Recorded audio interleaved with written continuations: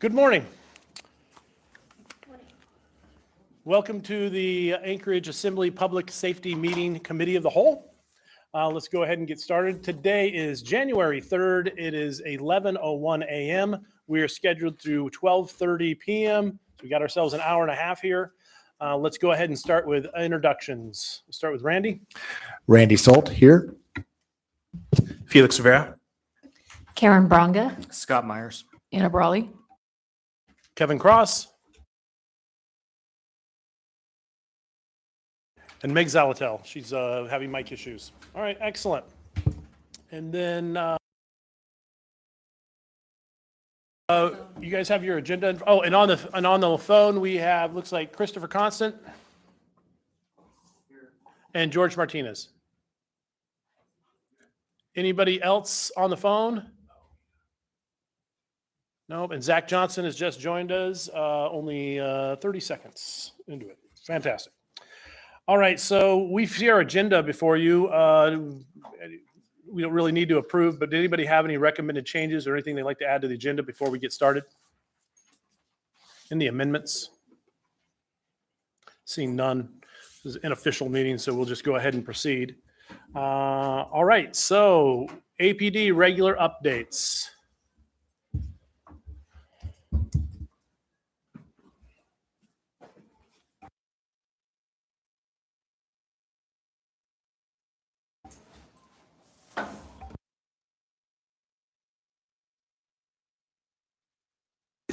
There we go. Good morning, Mike Curl, Chief of Police. Happy New Year, everybody. So I'm just going to give a body camera update. We have currently 96 body cameras deployed on the street. We'll be up to 100 as long as all 4 of my people make it to the radio shop today, after today.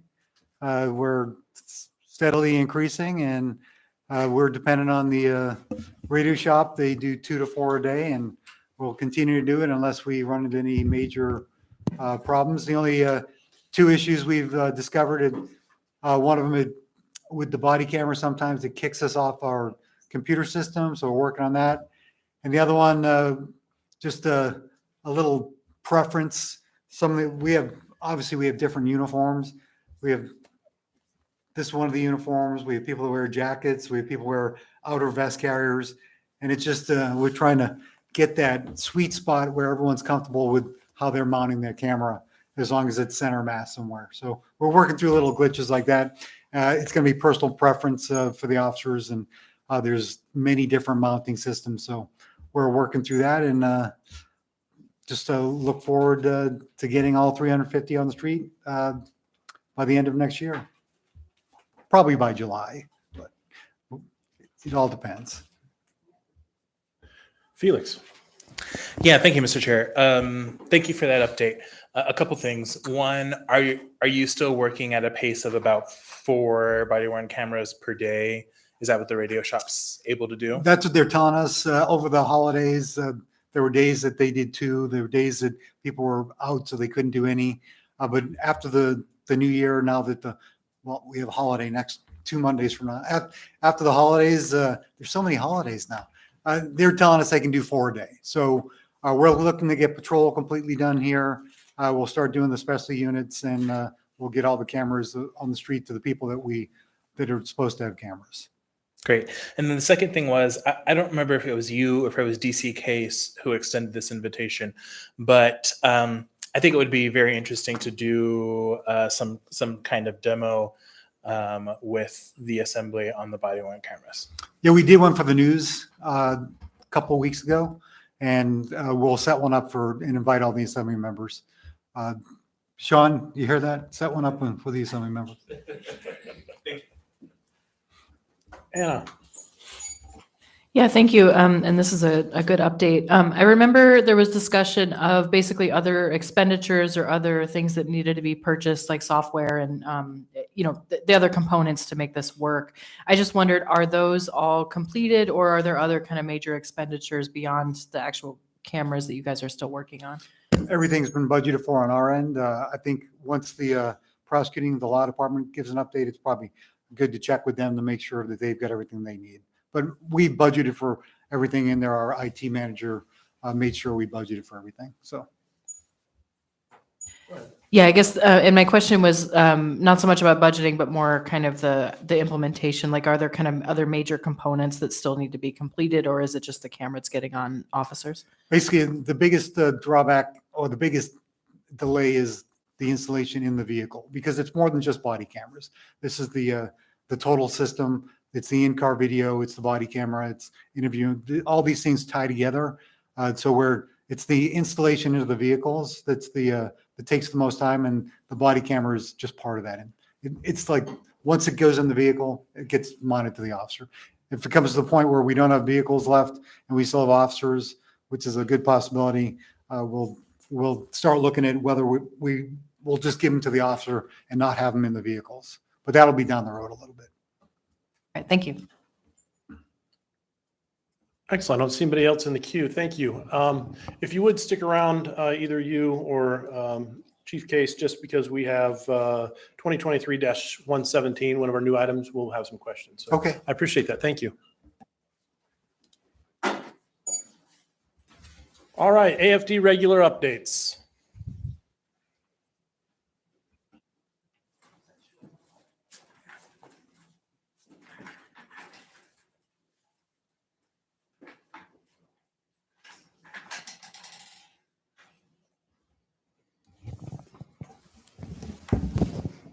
Good morning.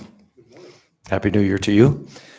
For the record, Doug Chiragi, Anchorage Fire Chief, and I'm joined by Anchorage Fire Department PIO, Public Information Officer Lexi Trainer.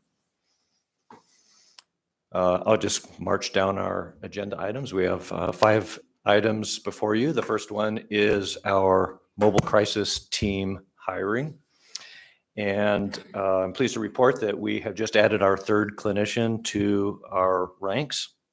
Ryan Lane started last week. This brings our total count to 3 clinicians. We have a 4th clinician who is going through the employment process and is expected to start in the next couple of weeks. Once we have all 4 clinicians on board, we will be poised to start a trial, 3-month trial period in which we will be expanding service to 24 hours a day, 5 days a week.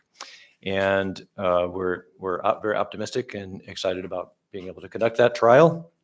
And once that's done, of course, that will enable us to begin billing for some of our services to Medicaid. And I can take any questions before I move on. Thank you. Yes, we have a question. Meg? Thank you. Thank you for the update. I'm excited to hear about the clinicians. How are you covering the EMT side of that for 24/7? Right. Thank you for the question, Assemblymember Salatel. So we're experimenting. We've been doing this in sort of a ad hoc basis for the last several months. But what we will be doing during the pilot program is we'll be staffing the firefighter seats with EMTs or paramedics of any rank on an overtime basis. We have concluded that hiring our existing firefighters on overtime is incrementally cheaper than what we're currently doing, which is deploying our paramedics to the MCT for a long period of time. When we do that, we have to modify their pay so that they don't lose any take-home pay, and that brings a corresponding increase in their benefits. By paying overtime, we're just paying the higher wage, and we're exposing those services to more of our providers. So far, we've had no trouble filling the seats with overtime. We've not done it overnight yet, so that's why this is going to be a pilot program so that we can really gain some experience around it. Excellent. And on the phone, Mr. Constant, you recognized?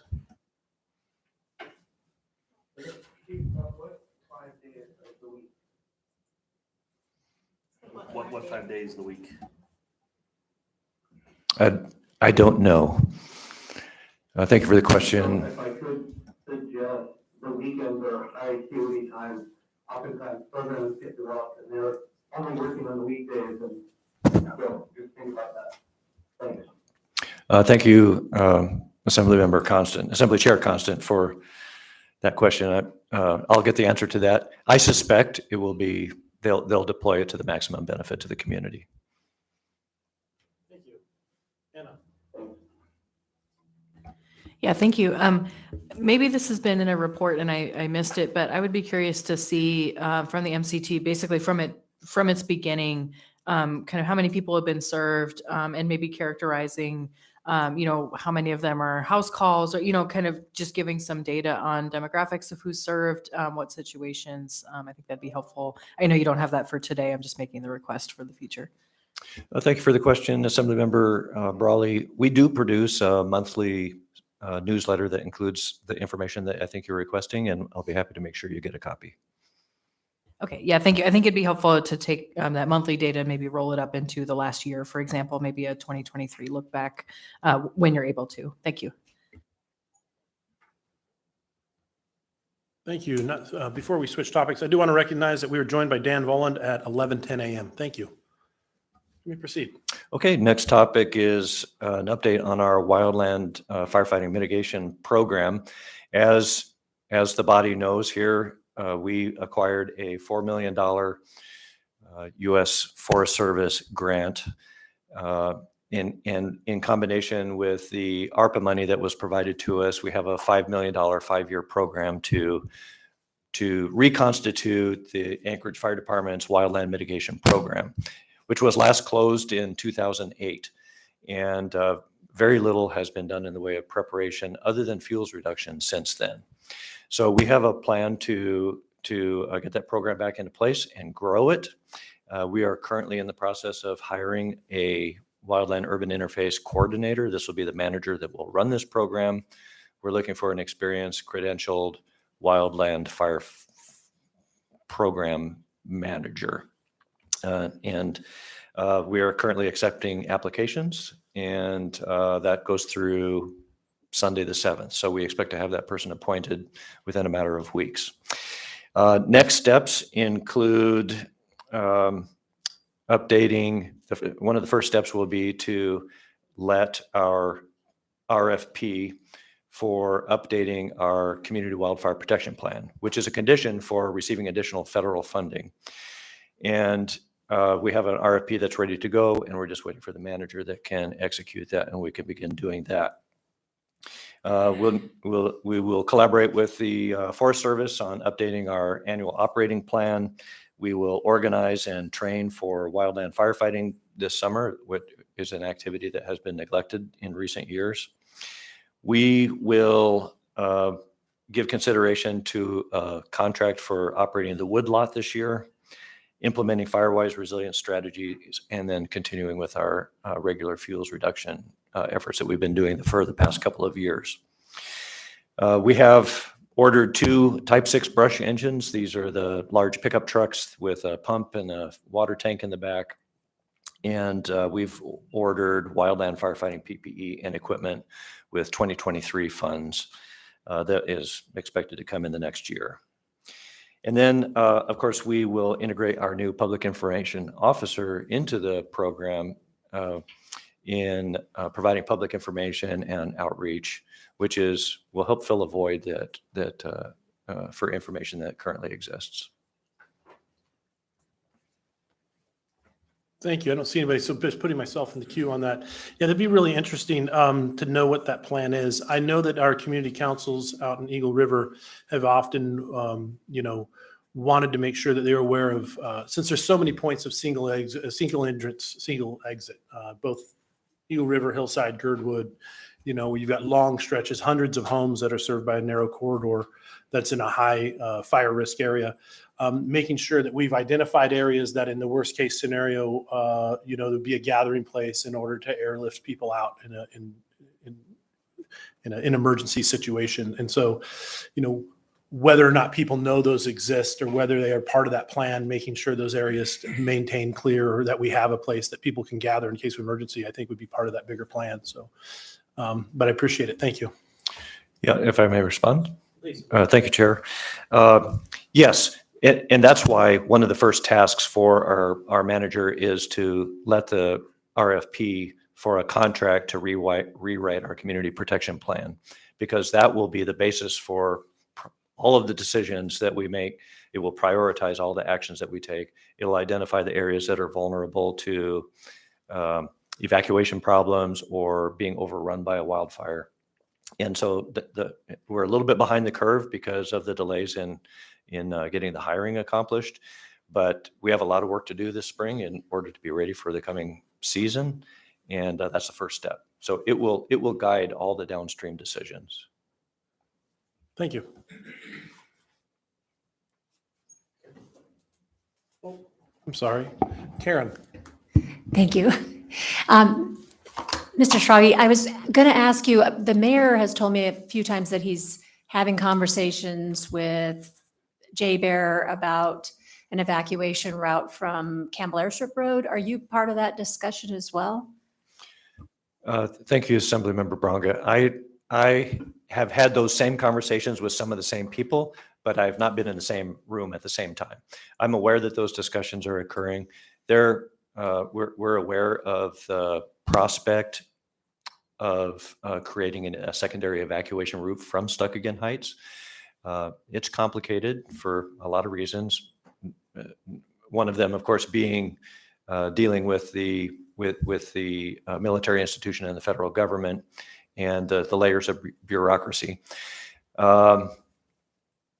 So I don't have any progress to report on that, but I can tell you that that prospect is being pursued.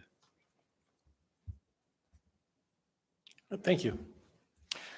Okay, next, item 3 is I just was asked to give us a brief update on our snow emergency and two things. One is, first of all, we have experienced some damage to some of our vehicles, mainly due to the narrowing of roadways and driveways where vehicles will clip one another. Sometimes it's people clipping us, and sometimes we're trying to turn too tightly and we're damaging the equipment. We've had some cases of physical damage to the rigs just from operating on chains and the vibration that occurs. We've had some broken welds and things like that. But what I really want to focus on is the problem of potential for building collapses due to the snow loading. And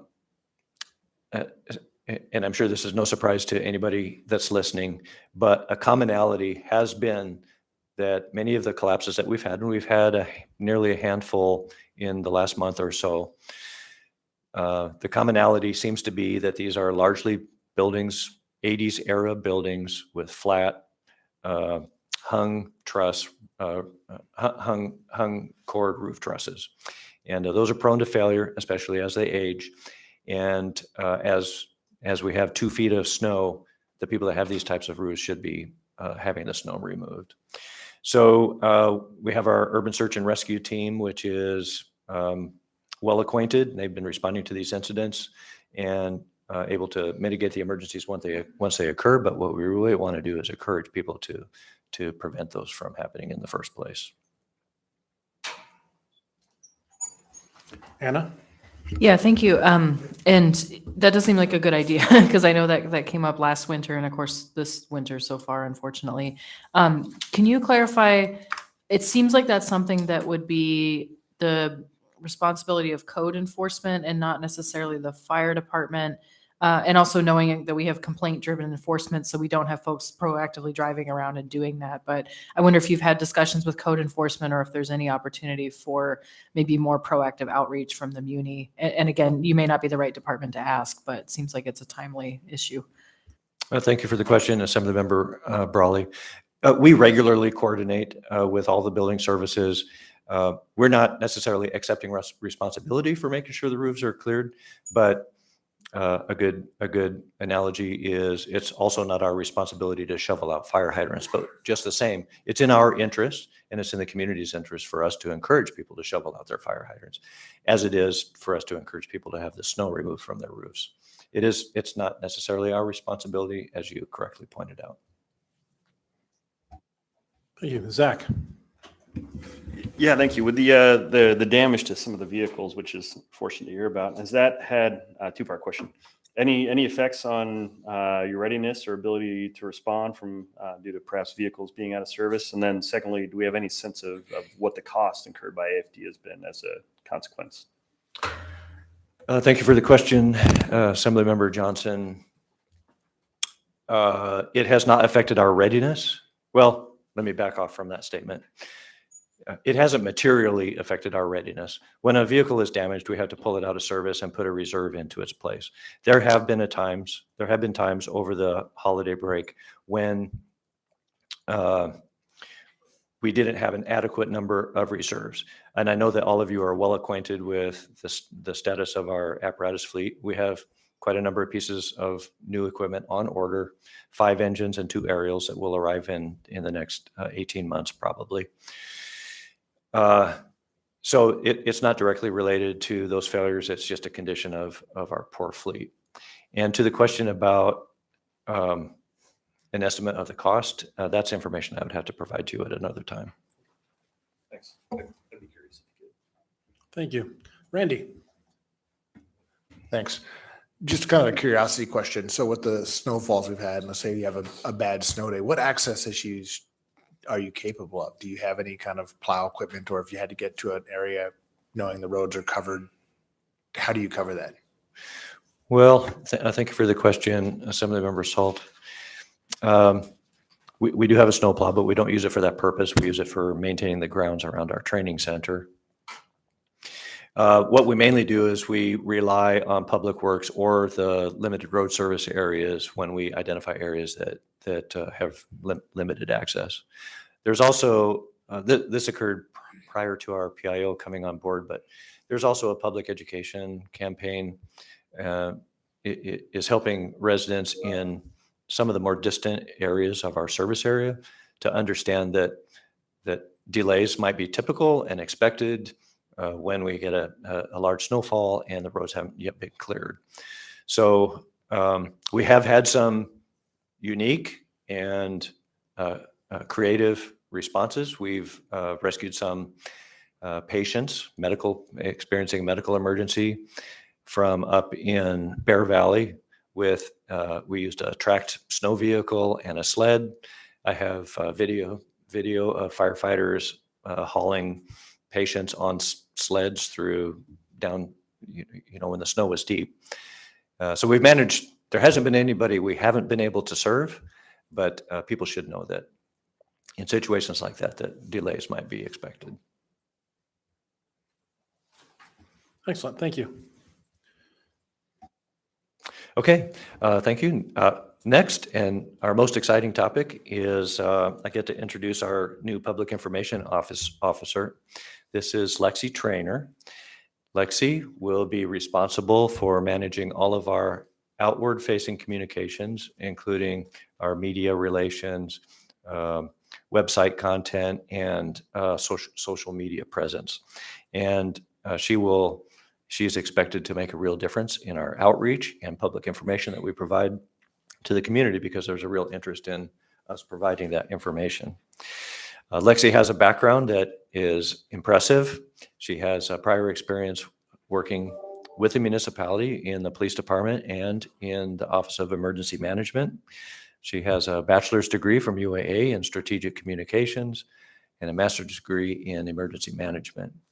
And I'm going to leave it to Lexi, with your indulgence, to allow her to further introduce herself.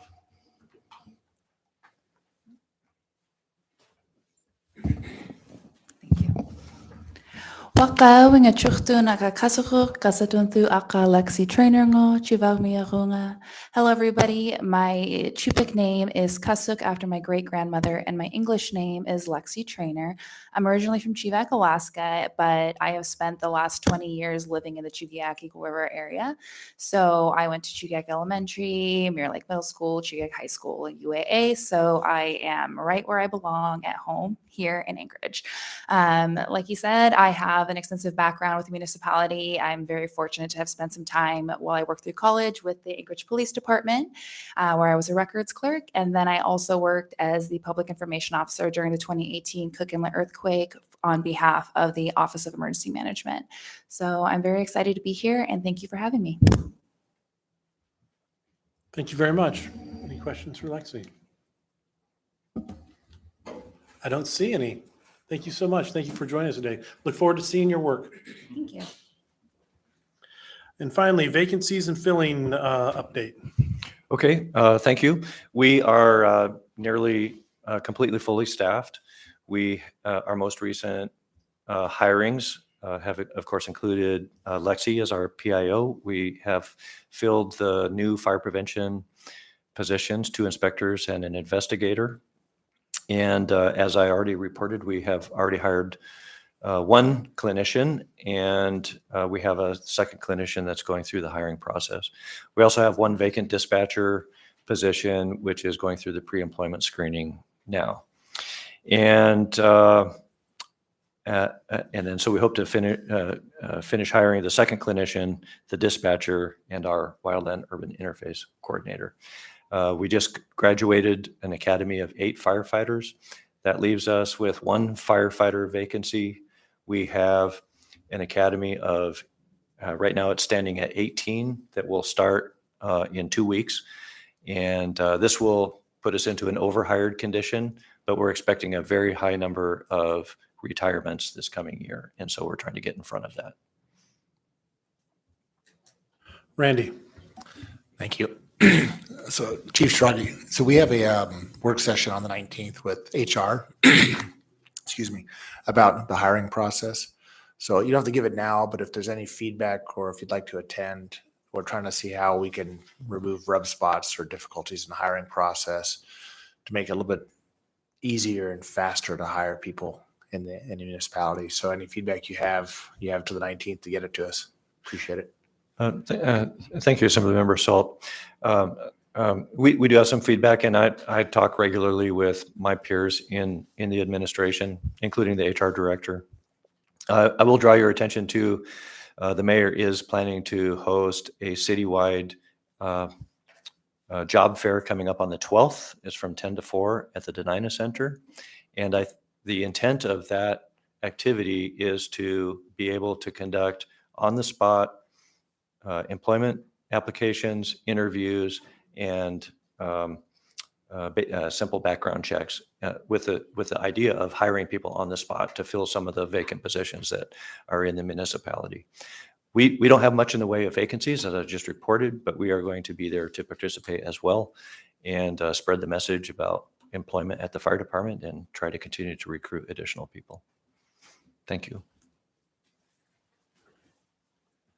Thank you very much. I don't see any further questions. Appreciate it greatly. So next, we're going to move on to Law Department. We have somebody here from the Law Department. Oh, I see him back there hiding. You're the next contestant. Come on down.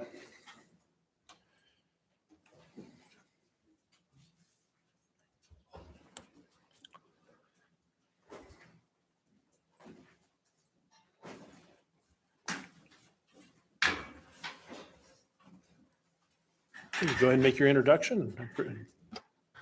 Through the chair, I'm Charles Gunther, the Deputy Municipal Attorney in the Civil Division. Good afternoon. Dustin Pearson, City Prosecutor. Proceed. Thank you. I am here in Anstead. Ann is out of town. I don't really have an agenda I wasn't sure if you were expecting something specific from Civil, so I'll just open up for questions. If any of you have any questions about what's going on, I should do my best to answer them. I just wanted to, out of respect, make sure I was here to answer whatever questions I could on behalf of our department. Perhaps you can give us an update as far as vacancies and how we're doing filling some of those positions. That's been a long-standing conversation. Perhaps you can just give us a vacancy and enrollment update. Thank you. Sure, I'll do my best. What I can say is that we've made significant progress since in my tenure, since I've been in Civil. We've hired, I don't have the numbers in front of me, but I know just in the last month, we've hired at least 2 new civil attorneys. I think we only have 1 civil attorney budgeted left to hire. So I'm sure you all realize that that's a huge improvement in our department because we were really super understaffed for a long time. I think we have maybe 1 or 2 administrative staff, which is important, but we're having some difficulty filling. So maybe this job fair will be something that we can take advantage of, but we could use some more administrative staff. So I'm very pleased with the new attorneys that are in our office. I'm hoping that we our department will be responsive, more responsive to your needs. And we're looking forward to working with you, but I think we're very positive about how things are moving forward in civil. I can't speak to prosecution, maybe Dustin can, but I think they're doing significantly better as well, but I think they have more to fill than we do. Thank you. Dustin, anything to add? Thank you. Yeah, from the prosecution side, first of all, we want to thank Jared from HR. He took the bull by the horns. He's been helping us the last couple months as far as taking the lead and sort of, I haven't had the luxury of being a full-time manager as of yet. I'm still going to court every day and doing all the stuff prosecutors do. So learning how to work all the HR software and he's helped us immensely as far as actually making contact, tracking all that, loading the requisitions and the background stuff that honestly support staff probably would have been doing previously. So Jared from HR has helped us immensely. We've done multiple interviews. We have hired 3 staff positions. We've hired more than that. There was one that didn't show and one that didn't make it. But we have 3 right now that 2 have been already have their background checks cleared with us and are fully functional. 1 is still pending, but we got 3 chairs filled that we didn't have previously. I still have 5 more support staff to fill. We have had 1 attorney we brought home from the DAs. He left in March and he came back in September. So he was only over there for about 6 months, but he's back now. There's possibly another attorney or 2 that may come from that direction as well. We've had an interview or 2 with attorneys from out of state. There's not been as much movement on the attorney side of things. We still have 7 vacancies for our attorneys.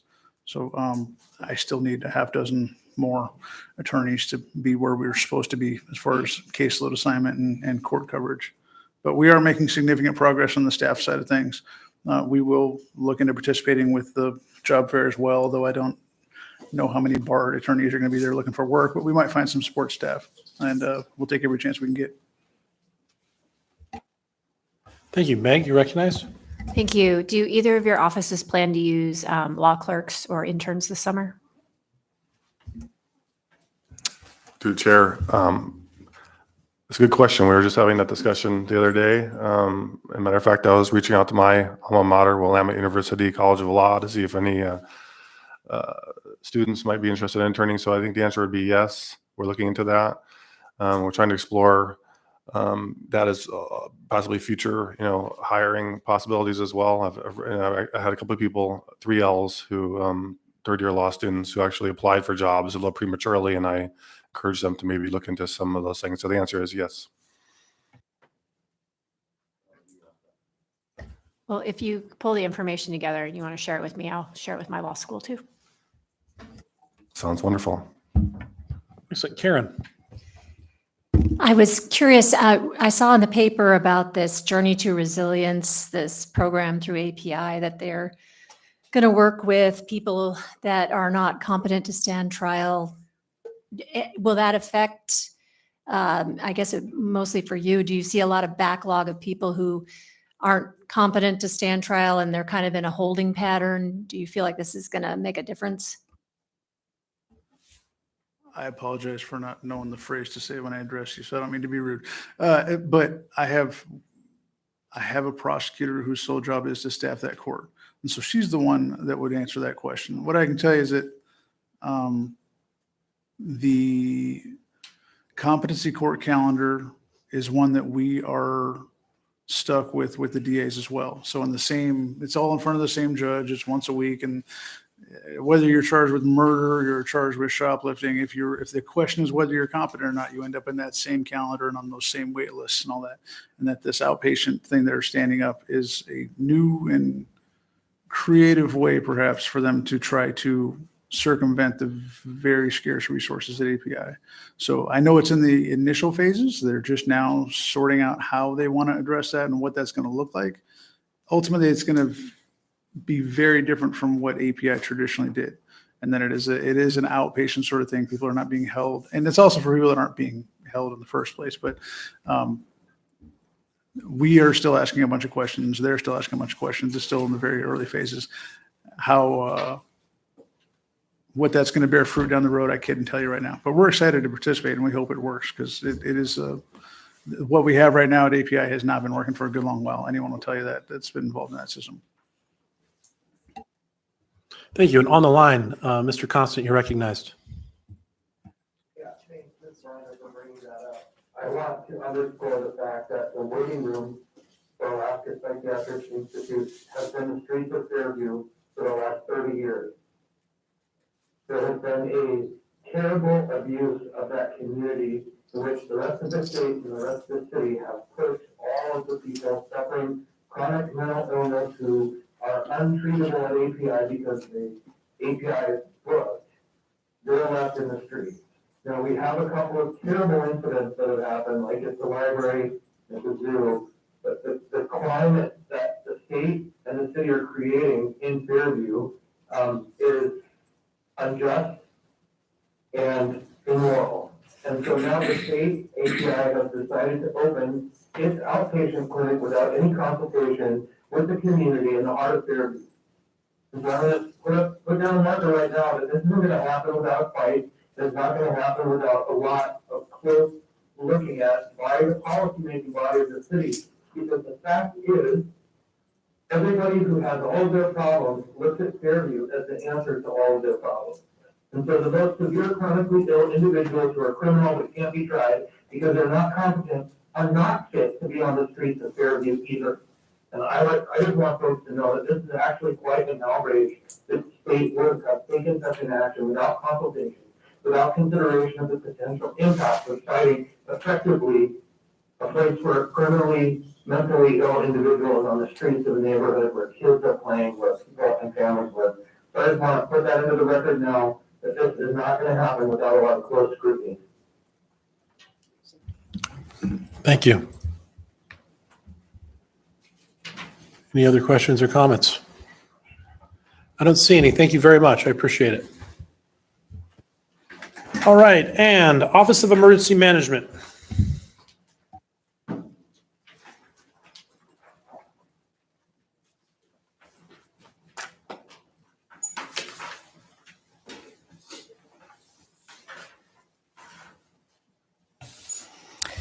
Good morning. My name is Amanda Loach. I am the director at the Office of Emergency Management. My reports are structured within the cycle of a disaster, always leading with priority response items. There's a handout for you if you haven't received it. Since we haven't talked since October, I did want to talk a little bit about the response from the November snow event. Occurring from the event period for us is from the 8th to the 17th. Pre-event, we had alerts for hazardous weather that went out for both winter storm warning and a flood watch. And then we also provided weather service coordination for the hazardous weather and then liaison activities among the different participating organizations for the response. We also had public information and alert support and coordination for the municipality and our supporting organizations. Under preparedness, which is the planning, training, and exercising part of the disaster cycle, I do want to highlight our exercise program that we have coming up first quarter. But first, I just wanted to highlight a few planning items in the last quarter. Anchorage Local Emergency Planning Committee met on the 13th of December, and this is a public meeting where we got an update from the National Weather Service local warning coordination meteorologist on the November storm and additional products that are available to our community from the Weather Service. We also shared an annual update of our all-hazard city mitigation plan, including new funding for projects through Housing and Urban Development and FEMA. We welcomed as voting members Anchorage Fire Department Fire Marshal Brian Dean and Anchorage Police Department Captain Brian Wilson. We still have openings and seats on this committee representing transportation, community group, elected official, and media. If anyone's interested, there's more information available on the web. On the 19th of December, we kicked off the update of the Anchorage Public Information Center plan. the Integrated Public Alert and Warning System Implementation Plan, and the Emergency Alert System Plan. We have gained new capability in that Anchorage is now an originating agency for Integrated Public Alert and Warning System, and this implementation plan will support how we administer that system in our jurisdiction. We also had snow emergency response planning enhancements in December, where we worked through our existing Anchorage All Hazard Emergency Operations Plan. There's an extreme weather annex in there right now, and we worked with several departments and external stakeholders to just update that plan and elaborate on it a bit. And then for highlight, under the exercise program, this is something that we often get a lot of interest outside of a disaster. Everyone wants to know when's the next exercise so that they can pretend a disaster. So that's normally an 18 to 36 month cycle for planning a safe and complete exercise. We do have one coming up. That's a 9.2 earthquake scenario called Alaska X in March, and it will be led by the state with our neighbors in Mat-Su, Cordova, Valdez, Kenai Peninsula Borough. And participating internal departments include APD, AFD, Anchorage Health Department, AWU, and then of course, GIS as utilized as a tool set for most emergency management aspects, and then partners at the Red Cross, Weather Service. We will be setting off our core capability tests for alert and warning, operational coordination and communication, search and rescue, and mass care. And then last, as we recover from several disasters, I put some numbers in here for you to look at as we move forward with the recovery from two federally declared disasters, the 2018 earthquake and COVID-19. Well on our way to recovery from those two disasters. And then state declared disasters, we are 100% reimbursed for emergency work.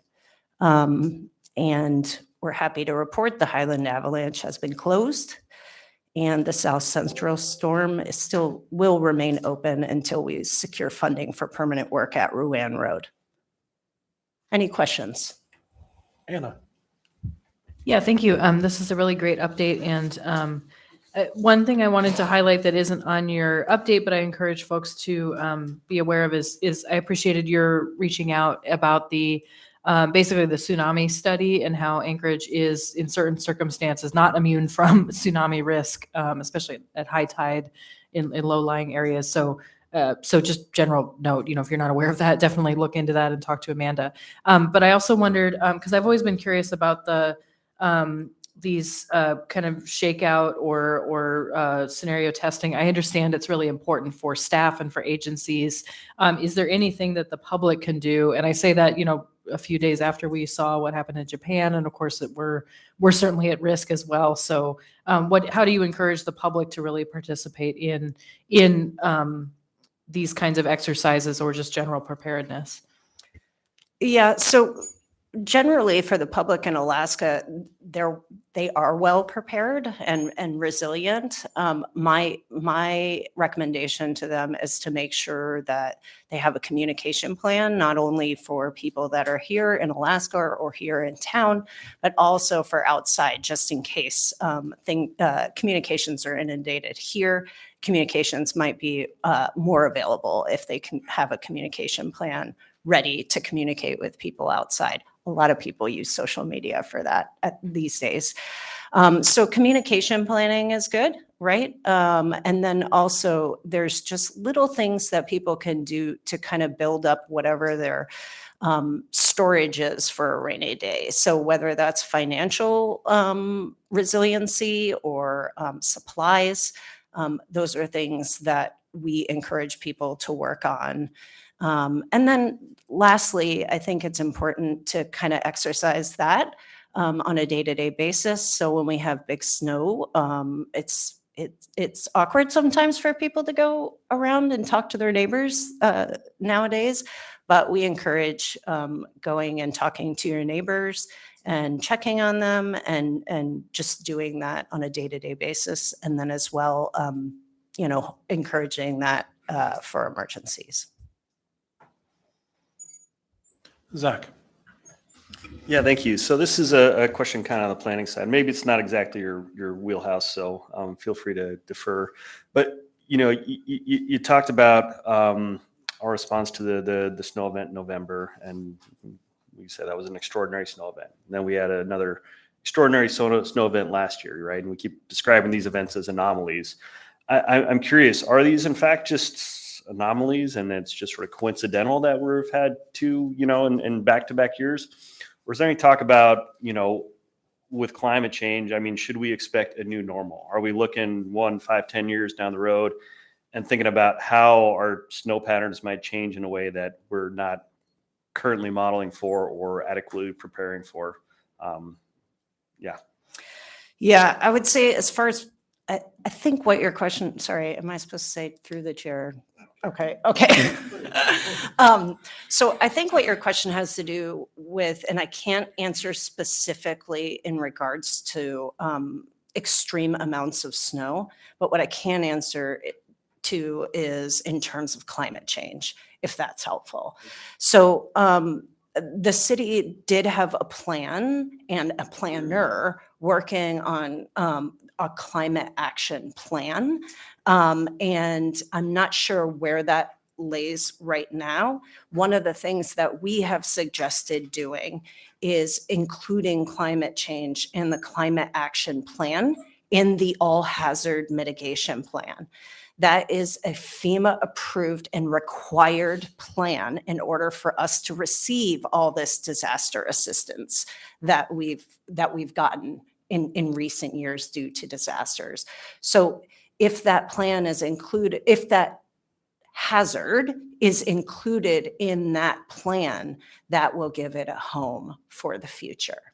So that's our suggestion, is perhaps including climate change in the all hazard mitigation plan.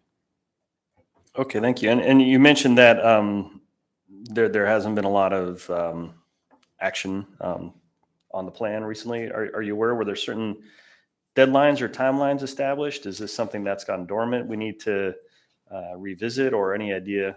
So what I'm is that hopeful might that be? it's still available to you on the web. I'm looking around the room. Okay, so it was honestly planned out like into quarters as to what actions we would get done, which was more descriptive than the all hazard mitigation plan is currently laid out.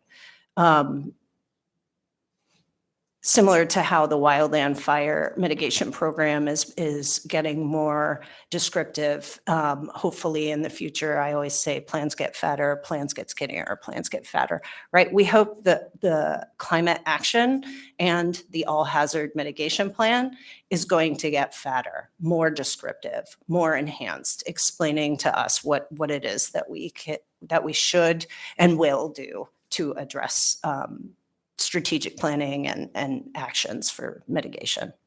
But that would be my suggestion, is all hazard mitigation. Thanks. Yeah. Karen. I was looking at the website and saw the sign up for public alert warning system.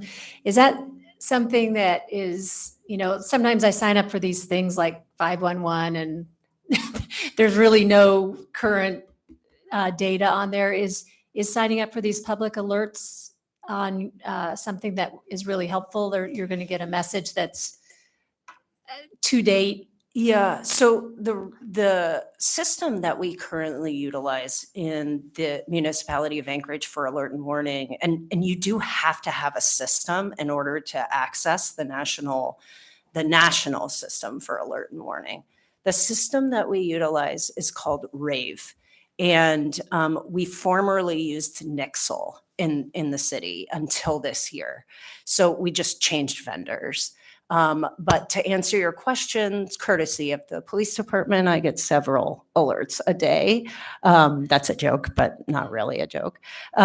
We do utilize that system on almost daily basis in the city. And there's different departments utilizing it for different purposes. The health department would utilize it maybe for an air quality issue or something like that, whereas the police department utilizes it for immediate life safety issues to help in their area of responsibility. So absolutely, it's something that we recommend everyone sign up for.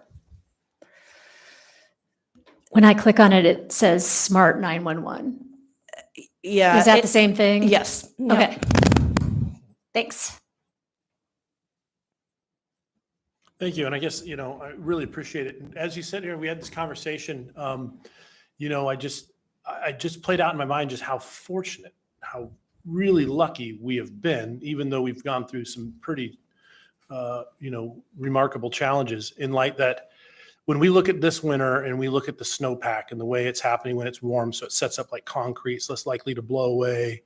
And I don't know if anybody's gone out and dug into the 4 to 5 feet in their yard, but it's different than a lot of different snows. It's really dense. It's really heavy. It's not easily dispersed. And so on some of these older buildings, you've got this massive roof load. And then just how blessed we are that we haven't had an earthquake while we're under these really heavy snow conditions. We're struggling on where to put the snow, because I can only imagine what would happen if we were to have a significant earthquake event within 3 to 4 days of having a heavy snowfall. And then our plows, a lot of our remote areas haven't been plowed. Our main access roads are struggling to keep up. And then, you've got lack of power. You have the structural integrity of buildings under the additional weight, and just how much of this we just hope these things don't happen at a specific time. And just, and how fortunate that we've been that we haven't seen earthquakes in January, or significant earthquakes in January after a snowfall and stuff. But I guess eventually it's just time.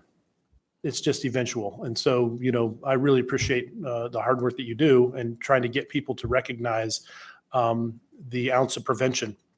The next question, that was some more of a statement. The second was how you had done a tsunami outreach. You had done a couple. Can you just speak real quick about how the response? I know that out in District 2, there were some areas they recognized were at risk if it happened during high tide and stuff. But how have you found the public's response and participation in this recent information? Thanks for the question. So far, it seems like the public isn't very surprised. I think people from Anchorage move around near the shore. They're used to earthquakes, and there wasn't any real data related to the Upper Cook Inlet. So I think so far, people just seem thankful to know a real answer, that the science is now there to support the hazard in the jurisdiction. I should also mention that the next step, because this is an established process through the National Tsunami Hazard Mitigation Program, it's an established process that the next step is for us to establish outreach brochures and maps related to evacuation. So that will be occurring over the next couple of months, where we start actually drawing lines on maps and looking at what outreach we can do to make sure that people know where the risks are and how to mitigate risk. All right, thank you. I don't see any further questions. Thank you so much. Yes, sir. Oh, hold on, just 1 second. Mr. Constant, did you have a question? No, I just wanted to put out there that the Community Climate Action Plan is still available at www.community.org/climate-action-plan. The last update was in 2022. The only reason this administration picked up any work on it was because our insurance agencies told them they had to, otherwise we're going to start paying their costs, which is basic logic. And our bond rating agencies have also started telling us that we have to address this, but it is not a priority of this administration, and it's definitely on the back burner. Although we continue to see on a regular basis the impact of our failure to be forward-looking on action related to the Climate Action Plan. Ironically, the last update to the website includes articles listing innovative loan programs designed to make Alaska gold buildings, more energy efficient, and probably safer, and extreme weather is common in every U.S. region, and it's far from over. And so, it's definitely still there. It's just at this point in a place it's not a priority of the executive branch of the municipality. Thank you. Thank you. I don't see anything else. Thank you, Amanda. All right, we move on to unfinished business where we don't have anything. So we'll go to new business. Number 8, it says resignation of Assembly Member Kevin Cross. That's me. Just keep in mind, as co-chair of the Public Safety Committee of the Whole, we'll be looking to fill that vacancy in time. So if any of you have been interested in serving in this capacity along with Cameron, let us know so that we can get you involved sooner or later. Any questions on that before we move on to the next item? All right, excellent. So now we have AO 2023-117 regarding the Title 10 and AO 2023-118, Title 21 marijuana internet. Now this came up at the CEDC meeting that we had 2 weeks ago. Asked to refer it, and basically, I don't know if Mr. Constant wants to speak a little bit about this, but I did want to get some input from some of our public safety officers regarding their thoughts on these ordinances, which would permit, it looks like sales samples and drive-throughs for marijuana distribution. So Chief Curl, would you mind joining us? I have a few questions, but Mr. Constant, please go ahead. Yeah, sure thing. So this mainly is a communication to the chief, especially the police chief, Chief Crow. This was drafted in response to policy change by AMCO. And after AMCO made the change, we mirrored the change with this code proposal. Then after that, I started to get some concerns raised by members of the industry and the community. I went back to AMCO and asked, how did this happen? And they basically admitted to me they didn't really think it through all that well. And they're probably going to come back and change their regulations at some point, but they're dealing right now with a base alcohol system. And so I say all that as a predicate, Chief Cross, to know that I'm not a strong advocate for this, and I welcome an earnest proposal because the items are before us on Tuesday next week, and I have some concerns. So that's how I would introduce. Thank you, Mr. Constant. Chief Curl. Good afternoon now. So to mirror the state code, I just want to tell everyone here's a sentence in state code that basically sums it up. It says, unless prohibited by local law, a licensed retail marijuana store may serve a consumer through walk-up, drive-through, exterior window. So it's already in state law that you can keep it, and you can be more restrictive under the local law. So we don't have to, there's no mirroring here because state law actually gives you the ability to prohibit it. So we all know that federal guidelines marijuana is still against the law under the federal guidelines. So it is against the law. But I'll cover these two things. I did a little bit of research, just why I think, as chief of police, some of the reasons why the drive-through is a bad idea. I think I'm not sure. I tried to reach out to the Marijuana Control Board. They never answer their phone. I don't know if we're trying to mirror alcohol and marijuana the same, consider them pretty much similar. I don't know if it required a TAMS card or a TAPS card. They definitely said that was the reason they did this. Okay, so Mr. Constant, do you know, are the people that work in marijuana stores required to have a TAMS card or a TAPS card like the alcohol people? Yeah. All right, well, that's good. So the biggest issue I have is the ability for underage access of drive-through operations. They can face a challenge of identifying people. But my biggest concern is impaired driving concerns. Usually when you walk into a place, especially with alcohol in the past, you can see the signs of intoxication. We don't have drive-up alcohol I think maybe for those reasons. But if you're driving up and you're getting marijuana, you're not going to see the signs of intoxication or impairment if you're in the vehicle. It's just difficult. It's difficult to identify people in there. There's also a risk of employee safety. People they're not going to have all the cameras coming in.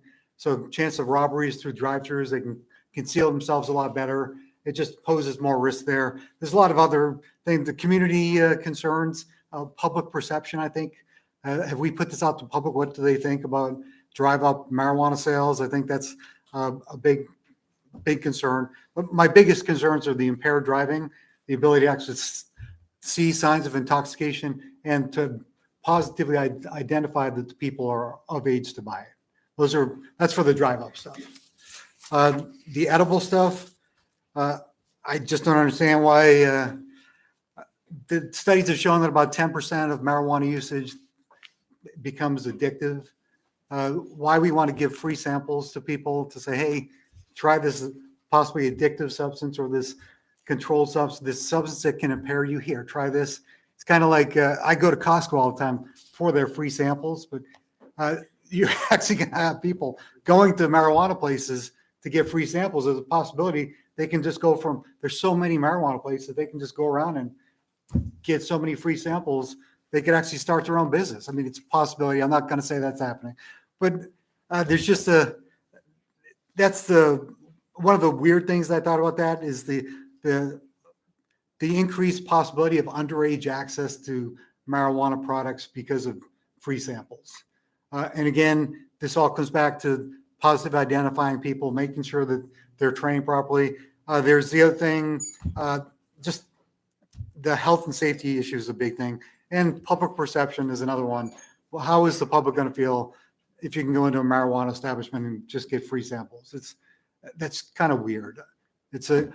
I would say when I was in command school down in Kentucky, we would take tours of the whiskey distilleries, and they would give out free samples. I don't drink alcohol, so I would do it just to get the shot glasses and pour the alcohol. I always thought that was weird that they give you free samples, then you can walk out the door and drive after you just had 4 or 5 shots of whiskey. So it was kind of weird. So I just did a little bit of research. I did talk to one of the troopers today, one of the colonels, and asked him if he was consulted by the Marijuana Control Board or the state referenced these issues, and not to his knowledge, he was not. And I know that the police department were not contacted either to give any input at all into these 2 issues. On the phone first, we have George Martinez and then Dan. George, you're recognized. Thank you, Chair. Happy New Year, Chief. Just a couple of, I just want to just clarify a couple of things about what you just were describing.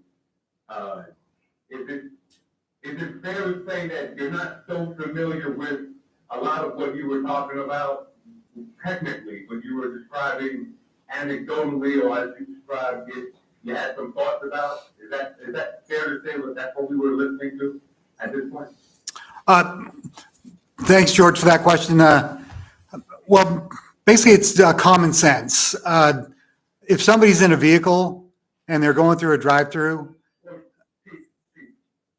Just respectfully, this is in the essence of time. I'll give you the example. Why I'm asking that question is Member Cross mentioned it, but at the last 2 Community and Economic Development Committees where this item was referred to, we had local business owners coming to present and to answer questions. And so my question to you is just respectfully about the level of due diligence you have done to apply the local reality to the situation to, and the practical application of any of what we're talking about technically, or is it still anecdotal to you? And if it is, then I would encourage moving past what you described as common sense to a place where potentially there's a little more research. And I reference that if I made a call today to APD to help me learn about the safety, I'm a business owner, and I make a call to APD to want to improve the safety conditions around my business, they'll come and do due diligence analyze the situation and then give me recommendations that are practical based on the real application of it. And so I reflect to that because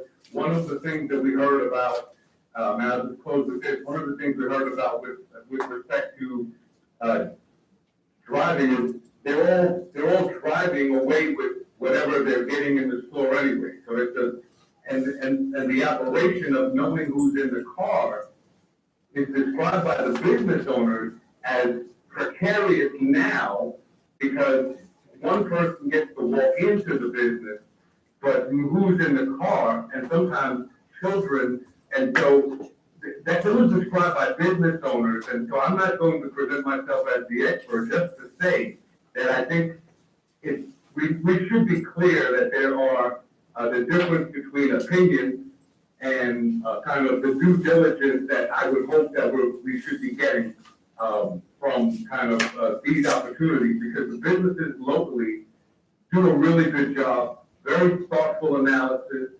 and one of the business owners is also the chair of the AMCO board. So they presented themselves to our committee, and so with respect to being able to reach out, I would just encourage a little more due diligence before you get down the road of a lot of opinions. Thank you. Chief Earl, care to respond? I don't know if that was a question or not. So I'm not sure what he was saying. George he's tendency to, I'm not sure, George, in my opinion, the ability to check somebody's level of intoxication through a drive-through window is a lot harder than it is in person.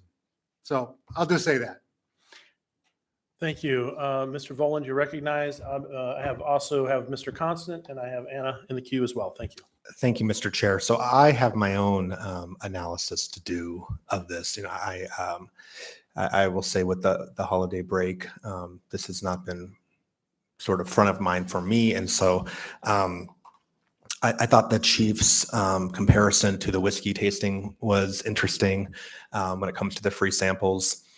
I also, you know, I would be willing to bet that many of us have been to like a winery and have had a free wine tasting. So it's interesting to think about, like, you know, both are potentially addictive substances and why are certain things socially acceptable or not. And I understand your point about public perception. I do think one interesting difference, and I would hope to be corrected by the sponsor if I'm wrong, is that these free samples, there would still be no on-site consumption. Is that correct, Mr. Constant? Yes, I think that the dilemma is the differential of being in the car. Like, we're used in the car, I don't think any of us can honestly say, we drive down the road and we don't drive through public smoke, people driving, and I pull up right next to somebody who's like vaping or, you know, smoking a joint right in their car, which this doesn't directly increase or decrease, but there is a cultural norm in which use in the vehicle seems to be on the rise. And so, no is the answer to your question. They do not allow an Anchorage at least on-site consumption. Okay, thank you. Thank you. And if you want to go ahead, Chris, you were recognized as next. Yeah, sure. I just want to underscore something that I said at the beginning.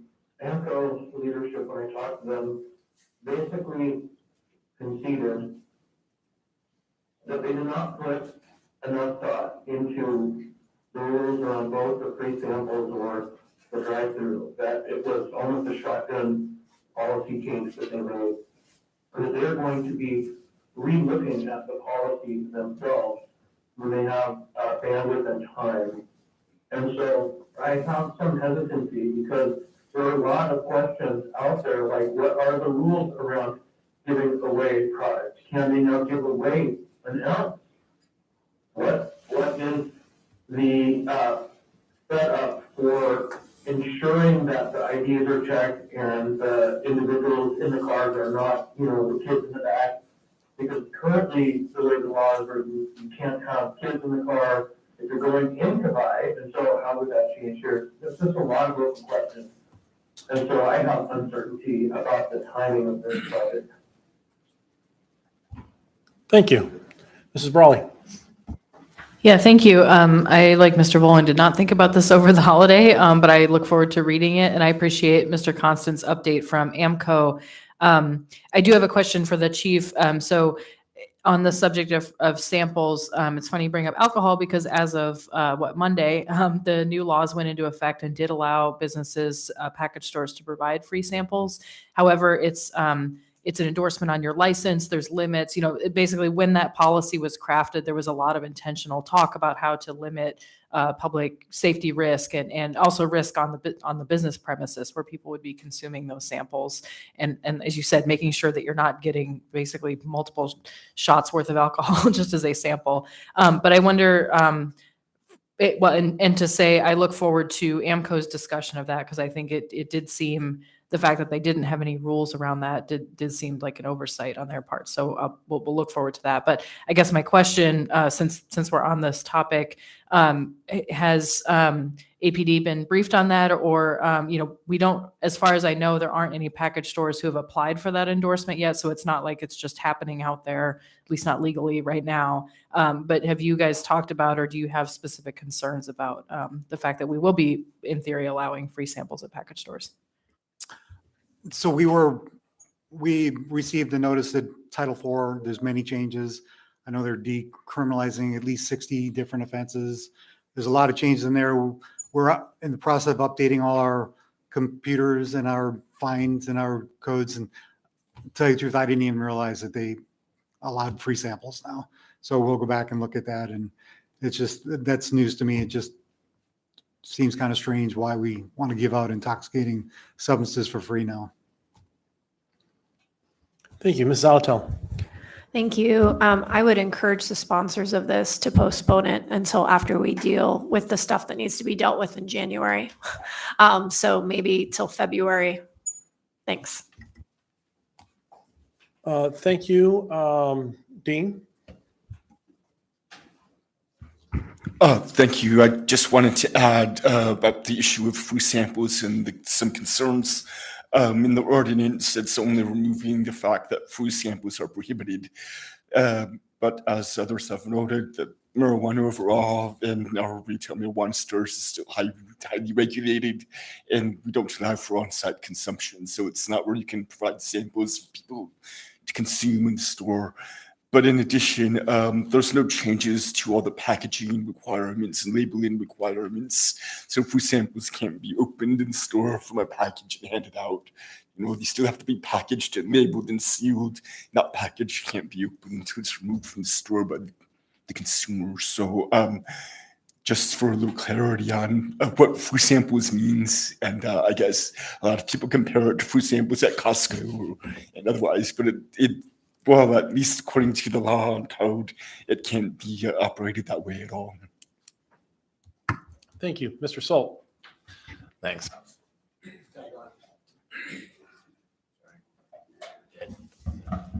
I'll just tag on to Ms. Zalatel's comment. Maybe if AMCO is going to make changes, we might as well postpone until they're done. And then a question, I guess, for Dean, for my clarification. So if this is passed at a state level and implemented, it is therefore implemented in Anchorage, or do we have to authorize this implementation, or are we trying to authorize being more restrictive with the home rule? Yeah, what we have is concurrent jurisdiction with the state and then our local code. And since our local code also governs, we need to change it in order to allow something. So we try to track and monitor the state when they make changes. We're going to be make a similar change. But like you noted, we can be more restrictive. We don't have to make any of these changes in this ordinance. If we don't make the changes, then we're more restrictive than the state by not, I guess, allowing for samples and drive-thrus and phone ordering. Thank you. I have myself in the queue, then Constance one more time to wrap up. I guess my thought on this is very interesting because one, I wanted to, that exercise I had is we should be treating alcohol the same as marijuana. They're controlled substances. But then I don't think your doctor prescribes alcohol if there's an issue. So I think that in some instances, there's individuals have a medical need. So I wonder if we don't distinguish that, which is drive-throughs or those things for individuals who have mobility issues or whatever it is are limited purely to those individuals who have a medical card or a prescription. But if it's recreational use, which would be all other implied uses, you can walk in. And if you're planning to do something recreationally, perhaps you shouldn't be taking your kids with you, just like you were going to go buy wine and leave your kids in the car. Like, that's just planning. So I wonder if as we digest this and look how we make practical application, you don't create, hey, listen, if it's a medical use, you have mobility issues, then there's a drive-through for those intended uses. But recreational, we want to make sure that you're not abusing or whatever it is because it's not prescribed. It's you're basically just you're doing it for your own enjoyment. So interesting what those conversations would come down. As far as free samples, I don't know how that would even work, because all you'd have to do is you get a free sample at time of purchase, which isn't really free. Which is, you make, as long as you purchase more than $10 or $20, couldn't they just say, here's a sample, pick from here? In which case you're not technically free, but it is free. I mean, you're not paying for it, but it's included in the price. So I mean, that way you prevent people from just walking in and just grabbing and say, I want 17 free samples, or I want 1 or 2 and jumping around. No, you have to make a purchase in order to get that, which means it's not free anymore, or you charge a penny. So I see that the free samples has, I mean, there's too many ways to get around it in order to do what ultimately you want, which is to try to provide your product, a variety of your product to the consumer so that you can increase sales. And so anyway, those are just my thoughts on it. More of a statement, less than a question. And then Mr. Constant, you are recognized. Thanks again. So, coming back to the argument of regulate marijuana like alcohol, at this time, again, I don't see anywhere in town where there is a drive-through liquor store. And so that is a way, again, that the state might have gotten a foot ahead of itself without being through the scenarios. But, if I'm wrong, someone correct me. Do we have drive-through liquor stores in Anchorage? And so that's what we're talking about creating, is drive-through marijuana shops. So I don't think anybody out there can argue I'm oppositional to the industry and a strong supporter of participants. But I think that it is wise to postpone, and probably to postpone indefinitely until the state has acted, rather than keep this on the chain. But again, it's open for debate on Tuesday. So I ask members to think carefully about this, because this would be a substantive change to the industry. Mr. Voland, you're recognized. Thank you, Mr. Chair. I want to say one more thing, not to belabor this topic, but I kind of want to approach this on the issue of a drive-through from an entirely different vantage point, in the sense of, I'm not a big fan of drive-throughs, period. Whether they're for fast food or other uses, they are car-centric culture, and they take up a lot of valuable land that could be used for other purposes. They cause traffic. So just something to be mindful of. Thanks.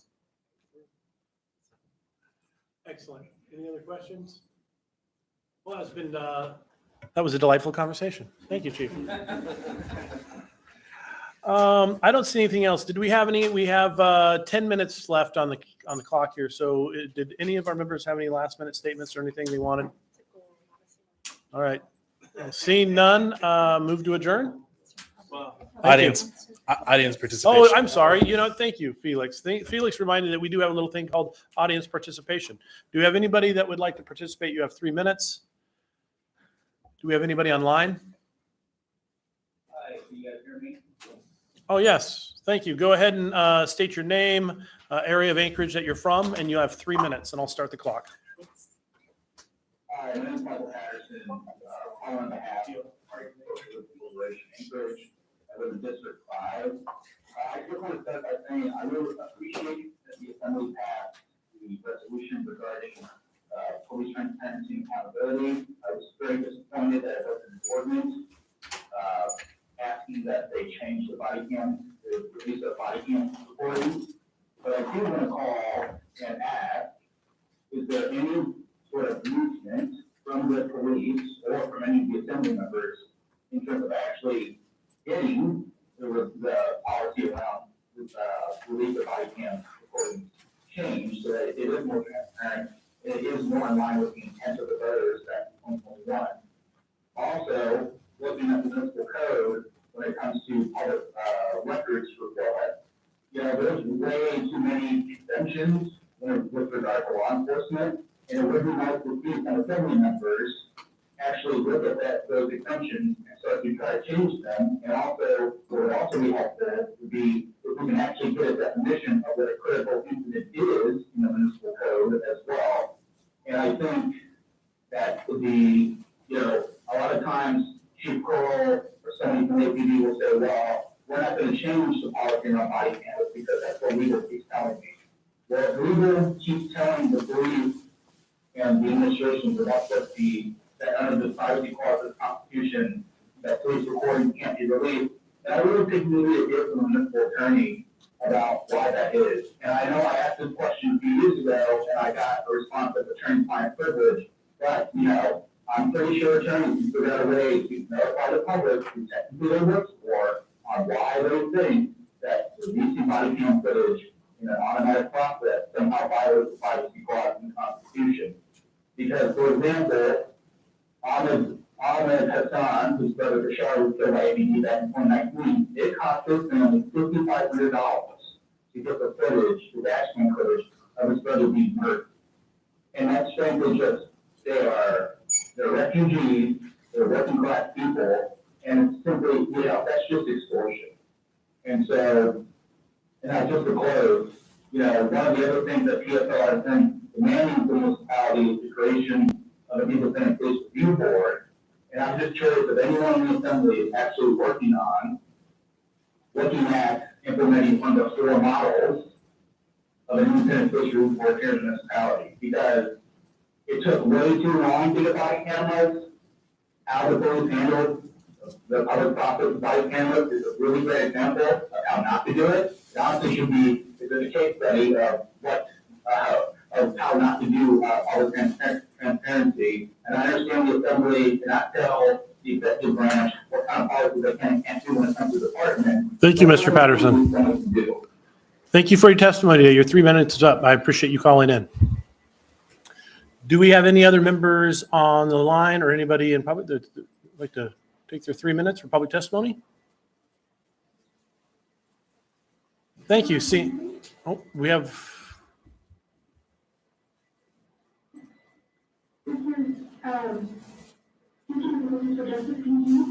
Yes, you have. You have 3 minutes. Thank you.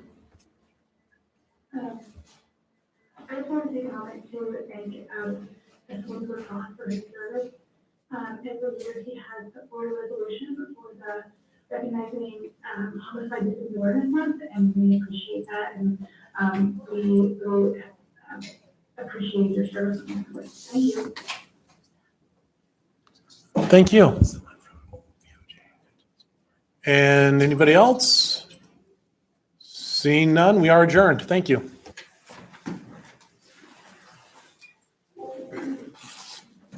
I guess you guys